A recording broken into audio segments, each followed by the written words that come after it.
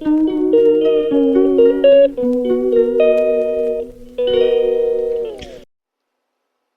সাপটা রান্নার তরফ থেকে সবাইকে স্বাগত। আমি আজকে মোগলাই বানাবো, মোগলাই পরোটা। প্রথমে এই যে একটু তেল দিয়ে ভালো করে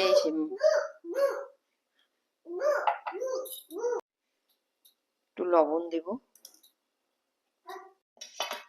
খুব ভালো করে ময়ম দেওয়া হয়ে গেছে। এই যে এখন আমি উষ্ণ গরম জল দিয়ে একটু মেখে নেব। ময়দাটা আমার মাখা হয়ে গেছে। লেচি কেটে গোল করে নিয়েছি, এখন তেলে ভিজিয়ে রাখবো 10-15 মিনিট, তারপরে বেলে নেব।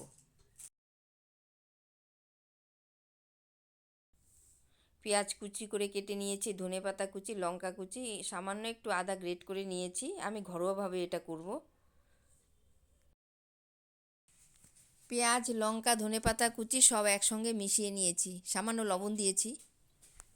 এই যে এখন এটাকে বেলে নেব।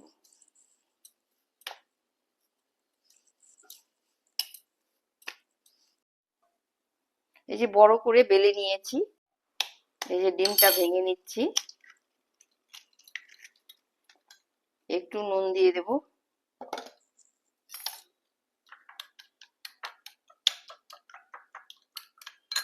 এবার এই যে পেঁয়াজ কুচি সবগুলো মিশিয়ে নিয়েছিলাম, এগুলো এখন এর মধ্যে দিয়ে দেব।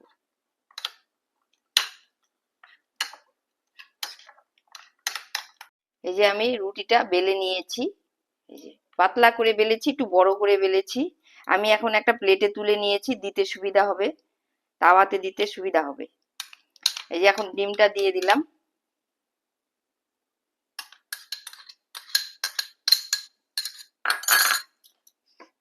এখন এই যে এইভাবে দুই পাশ থেকে টেনে এইভাবে বন্ধ করে দিলাম, এই পাশটাও তাই, এই যে এরকম ভাবে করে দিলাম।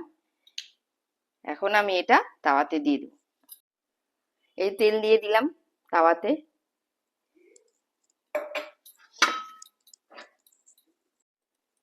এই যে এখন দিয়ে দিচ্ছি, এই যে এখন ভেজে নেব।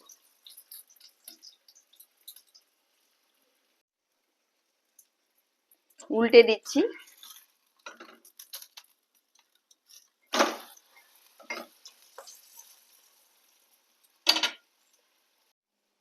একটু আস্তে আস্তে ভেজে নেব, আঁচটা একটু কম দেব। কত সুন্দর ফুলে উঠেছে দেখো বন্ধুরা। আর আঁচটা একটু কম দিতে হবে, তা না হলে ভেতরটা একটু কাঁচা থেকে যাবে।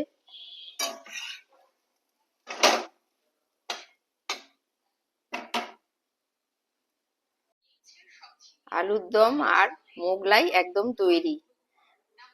আপনাদের কার কার ভালো লাগে কমেন্ট করে জানাবেন।